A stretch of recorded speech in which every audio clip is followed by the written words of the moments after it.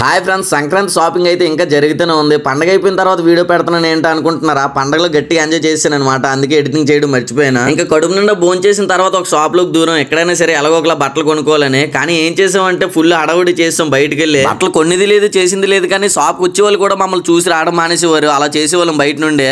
అక్కడ ఉన్న బట్టలన్నీ ఎలా పడితే అలా చిందర మందర చేస్తాం. ఇలా చాలాసేపు బట్టలు అమ్మిన తర్వాత అయితే లోపలికి వెళ్ళి ఒక్కొక్కడు 2 ప్యాంట్లు అయితే కొనుక్కున్నాం. కొనుక్కున్న వెంటనే బయటకు పొమ్మన్నారు షాప్ లోంచి. ఎక్కడికి వెళ్ళాలో తెలియక అలా డిమార్ట్ కి వెళ్దాం అనుకున్నాం. అక్కడ మన చింటూ భయ్య అయితే కలిసాడు. అక్కడ ఉన్న వాళ్ళు ఎవరో భయ్యతో సరిగ్గా మాట్లాడలేదంట, అందుకనే కొంచెం సేపు మాతో ఆడుకున్నాడు. అయితే భయ్య లోపలికి వెళ్ళి అమ్మాయిలు చూసుకుంటాం అని చెప్పి భయ్యని బయట నెట్టేసి మళ్ళీ వస్తామని చెప్పి లోపలికి వెళ్ళిపోయాం. ఆ లోపలికి వెళ్ళాక అమ్మాయిలు కనిపించకపోయేసరికి ఏదో ఒకటి కొనుక్కుందాం అనిపించింది. టీ షర్ట్స్ కొనుక్కుందాం అని బట్టలు సెక్షన్ లోకి వెళ్ళాం. కానీ అక్కడ కూడా ఏం కొనుక్కోలేదు. బట్టలన్నీ మొత్తం ట్రాలీలో పడి చిందర బందర చేస్తాం. అప్పటికే టైం 7:30 అలా అయిపోయింది. మా వాళ్ళు లోపల ఉన్నప్పుడే రూమ్ మాట్లాడేశారు. ఇంకా బయటకు వచ్చి రూమ్ దగ్గరికి అయితే వెళ్ళిపోయాం. ఈ రోజు 2 ప్యాంట్లు కొనుక్కున్నాను. ఇంతకీ మీరు ఎన్ని జతల బట్టలు కొనుక్కున్నారు కింద కామెంట్ చేయండి.